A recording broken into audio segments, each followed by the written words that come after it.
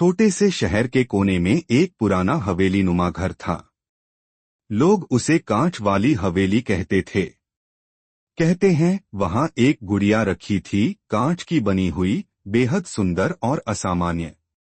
उसकी नीली आंखें, सुनहरे बाल और गुलाबी होंठ इतने सजीव थे कि देखने वाला एक पल को ठिठक जाता। लेकिन उस गुड़िया के साथ एक रहस्य जुड़ा था।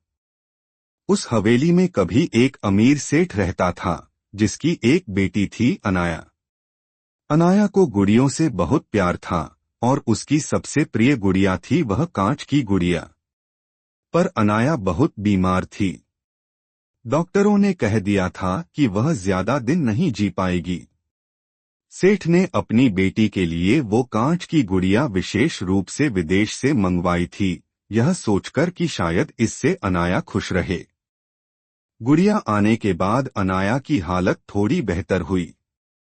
वह दिन भर गुड़िया से बातें करती, उसे खिलाती पिलाती और कभी कभी लोरी भी गाती। सेठ को लगा जैसे गुड़िया में कोई चमत्कारी शक्ति है। लेकिन एक रात अनाया की हालत अचानक बिगड़ गई।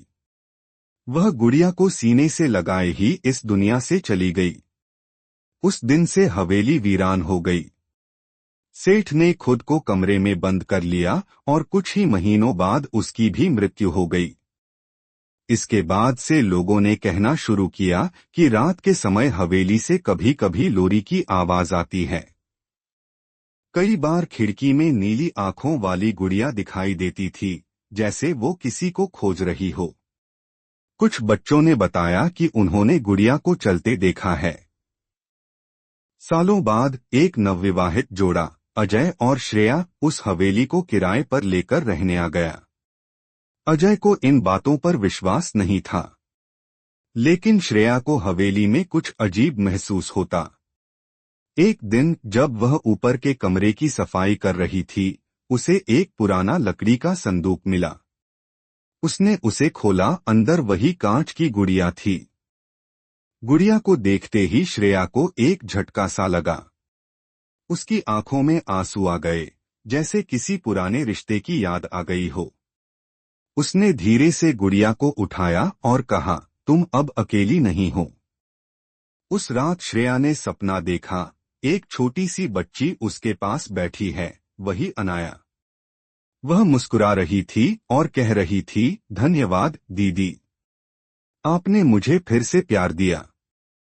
सुबह उठते ही श्रेया ने हवेली के सबसे सुंदर कमरे को सजाया और वहां गुड़िया को एक विशेष स्थान पर रख दिया। उस दिन के बाद हवेली से लोरी की आवाजें आनी बंद हो गईं। लोग कहते हैं अनाया की आत्मा अब शांति में है, क्योंकि उसे फिर से एक बहन मिल गई है। कभी कभी जब चांदनी रात होती है तो हवेली की खिड़की से कांच की गुड़िया मुस्कुराती हुई दिखती है, जैसे वो अब अकेली नहीं है।